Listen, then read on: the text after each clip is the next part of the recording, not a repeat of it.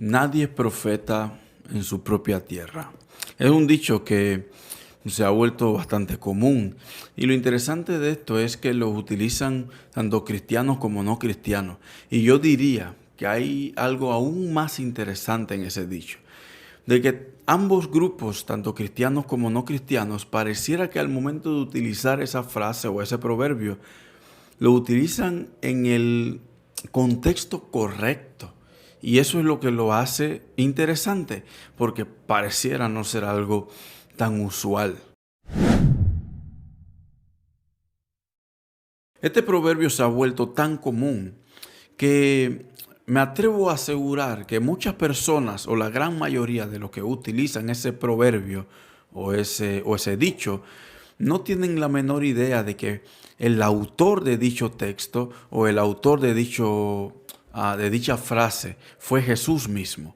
Muchos la utilizan porque la han escuchado muchas veces y conocen el contexto. Y como dije anteriormente, tanto cristianos como no cristianos utilizan la frase en el contexto correcto, pero muchos y aún cristianos creo que no saben que el que escribió o dijo ese proverbio fue Jesús mismo.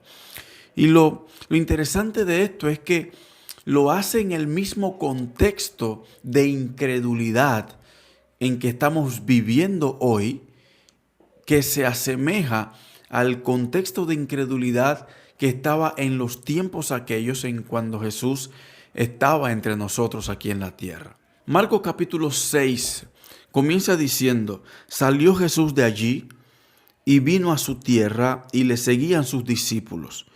Y llegando el día de reposo, comenzó a enseñar en la sinagoga y muchos oyéndole se admiraban y decían: ¿de dónde tiene estas cosas? ¿Y qué sabiduría es esta que le es dada? Y esos milagros que por sus manos son hechos. ¿No es este el carpintero, hijo de María, hermano de Jacobo, de José, de Judas y de Simón? ¿No están también aquí con nosotros sus hermanas? Y se escandalizaban de él. Mas Jesús les decía: no hay profeta sin honra, sino en su propia tierra, y entre sus parientes, y en su casa. Y no pudo hacer allí ningún milagro, salvo que sanó a unos pocos enfermos, poniendo sobre ellos las manos. Y quiero volver a leer el versículo 5. Y no pudo hacer allí ningún milagro, salvo que sanó a unos pocos enfermos, poniendo sobre ellos las manos. Y estaba asombrado de la incredulidad de ellos, y recorría las aldeas de alrededor enseñando. Cuando seguimos el contexto del capítulo 6, podemos ver que Jesús regresa a su ciudad natal después de haber pasado por otras ciudades, enseñando, haciendo milagros, expulsando demonios, espíritus inmundos, haciendo un sinfín de maravillas en otras ciudades donde la mayoría creía en lo que él decía, creía en las cosas que él hacía también, pero sobre todo también creían en quién él decía que era. Aquí podemos entrar en algunos puntos que pudieran ser importantes para demostrar muchas cosas de la vida humana de Jesús, como los hermanos de Jesús, las hermanas de Jesús, que hay debate de que si eran hermanos espirituales o si eran hermanos de sangre, pero no vamos a entrar en ese punto porque nos tomaríamos quizá mucho tiempo hablando de todo, pero me interesa que podamos ver en el versículo 4 y 5 y hasta el versículo 6, donde dice que Jesús mismo le dice a la gente: no hay profeta sin honra en su propia tierra, entre su círculo más cercano. Ahí es donde, al parecer, todo profeta, toda palabra, todo ministro, todo hombre de Dios parece que pierde la veracidad de lo que está haciendo. No debería. Y uno esperaría y dijera que mi familia, mis amigos, mi círculo más cercano debería apoyarme, debería creer en lo que estoy haciendo, y más aún si es algo para el reino de los cielos. Pero Jesús mismo nos da a entender que su propia familia también al principio dudaba de su ministerio. Y eso podemos verlo en el contexto de la vida de Jesús, donde su propia familia dudaba de su ministerio. También podemos ver cómo la ciudad de donde él era, su ciudad natal, aquí como lo vemos en Marcos 6, dudaba también de lo que él era. Quizá por su pasado de ser un carpintero o hijo de carpintero. Quizá eso le hace perder un poco de valor a lo que Jesús estaba haciendo, según la lógica y según lo que los coterráneos de Jesús en aquel tiempo pensaban y meditaban. El versículo 5 y el versículo 6 también nos dejan algo muy interesante, porque el versículo 5 nos dice que prácticamente fue imposible para Jesús, hablando hipotéticamente, probablemente no, y no podemos hablar de manera tan literal como que no pudo hacer nada, porque Jesús podía hacer muchas cosas. Pero a veces también hay cosas que no permiten que Jesús trabaje en la vida de las personas. Y podemos incluirnos tú y yo también. A veces hay cosas que tenemos en nuestra vida, en nuestro corazón, en nuestra mente, que impide o obstaculiza el trabajo que Dios quiere hacer en nuestra vida.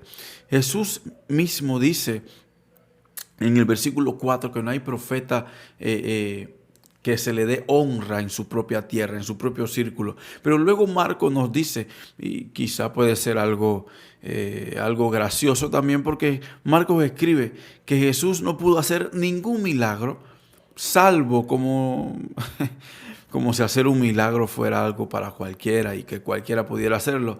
Marco dice, realmente no pudo hacer ningún milagro. Si acaso sanó a unos pocos enfermos, poniéndole la mano en la cabeza, como si fuera algo tan normal.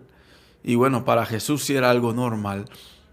Pero Marco lo relata de esa manera, que Jesús no pudo hacer muchas cosas dentro de su pueblo, no porque no quería, sino porque su propio pueblo no se lo permitía, por la incredulidad que había en sus corazones.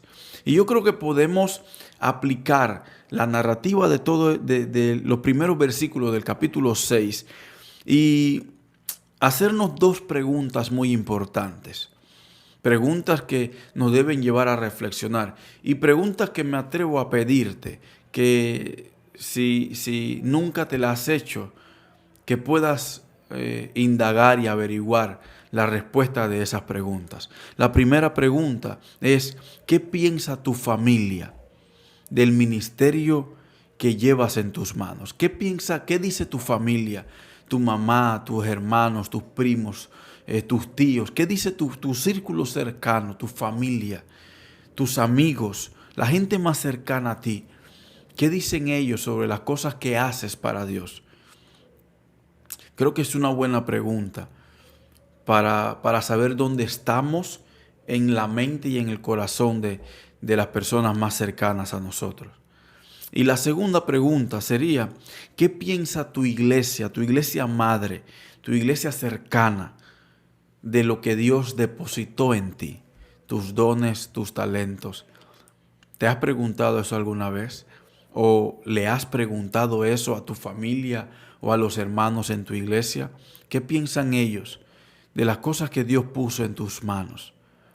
Creo que es algo que debemos preguntarnos, analizar, hacernos un autoanálisis, pero ayudado también por la gente que nos rodea, hacerles preguntas sobre las cosas que estamos haciendo para Dios. ¿Qué piensan ellos sobre todo eso? Hay un texto muy famoso que dice que no hay nada imposible para Dios, y lo creemos porque es así. No hay nada que Dios no pueda hacer. Pero sabes, una de las cosas que Jesús nos enseña en este texto es que Él podía hacer muchos milagros en muchas zonas, en muchos lugares, en muchas personas, y aún en personas incrédulas en algunas ocasiones. Pero no podía hacer esos milagros en corazones llenos de incredulidad. Pareciera que estuviera diciendo lo mismo, pero no es lo mismo una persona que por A o B motivo, por alguna situación emocional, alguna circunstancia de la vida, lo lleva a dudar, a no creer en ciertas cosas que Jesús dice o hace o lo que su palabra dice, a una persona que ya decidió por cuenta propia no creer más nunca y lo atesoró, creó una barrera en su corazón, volvió su corazón un corazón de piedra para todas las cosas que pueda escuchar o ver que Jesús haga. No importa lo que Jesús haga, si esa persona tiene ese corazón de piedra, es difícil que lo pueda hacer dudar, que lo pueda hacer creer, perdón. Ahora, no estamos diciendo que Jesús no pueda cambiar. La Biblia dice que Él cambia los corazones de piedra y los convierte en corazones de carne. Pero sabes, una de las cosas que Jesús muestra en su palabra es que Él es tan caballeroso, que Él no nos va a obligar a creer en Él. Él nos da las opciones. Él hace cosas enfrente de nosotros para que nosotros podamos tener siempre la opción de creer o no creer. Pero Él espera siempre que creamos, lógicamente. Pero hay muchas personas que por alguna razón de la vida, alguna circunstancia, han decidido sellar su corazón para no creer más en las cosas de Dios. Sabes, así mismo sucede con el ministerio que Dios pone en nuestras manos. Va a llegar un momento o llega un momento en la vida ministerial donde no importa lo que hagas, no importa lo bonito que prediques, no importa lo elocuente que seas al momento de expresar la palabra de Dios en una predicación, no importa cuántas técnicas homiléticas o la mejor interpretación bíblica que tengas y que las enseñes de la mejor manera posible, llega un momento donde no importa lo que hagas, la gente no va a creer en el ministerio que tienes o en quién dices que eres. Ahora, no estoy hablando de personas que han sido de mal testimonio o han caído y eso ha manchado el ministerio, que también puede suceder. Sino estoy hablando del mismo contexto de Jesús acá, de que muchas personas, por tú ser una persona quizá pobre o quizás ser una persona de un trasfondo, no sé, bastante sencillo,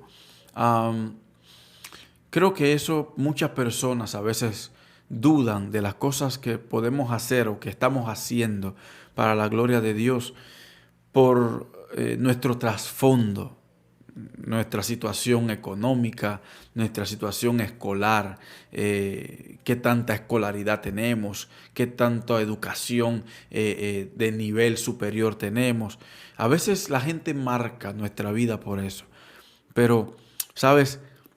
Y eso es algo doloroso, es que no solamente la gente dude, sino que la gente más cercana, tu familia, tus amigos, la gente que te vio crecer, que probablemente te vio lo que eras antes y lo que eres ahora, incluso hermanos en la fe que dudan y que no quieren creer las cosas que tú estás haciendo para Dios, las cosas que Dios ha puesto en tus manos.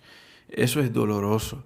Y yo creo que peor aún es si nosotros nos dejamos llevar por todo eso que la gente cree y piensa de manera equivocada de nosotros. Pero, ¿sabes? Aún en medio de todo eso, nuestro trabajo, así como era la labor de Jesús en este punto, es de continuar, seguir trabajando para el reino de Dios sin importar las cosas que la gente piense de nosotros. Nuestro trabajo es predicar, enseñar las buenas nuevas, aun cuando la gente no crea en nuestro ministerio. Somos llamados a mostrar el amor de Dios al mundo. No estamos llamados a convencer a nadie. Estamos llamados a predicar el evangelio del reino.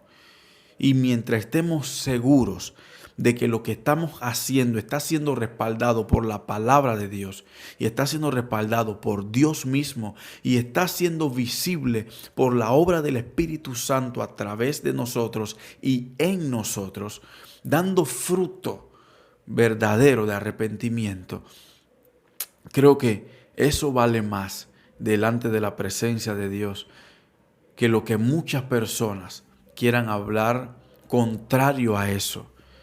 Mientras nosotros vivamos convencidos de lo que hacemos y que lo hacemos para glorificar al Padre, podemos vivir tranquilos sabiendo de que Él es el Espíritu Santo el que nos está guiando a hacer todas las cosas que hacemos. Pero nunca olvides que todo lo que haces no es para gloriarte tú, sino para honrar y glorificar el nombre de Dios en todo momento, en todas las cosas que hagas.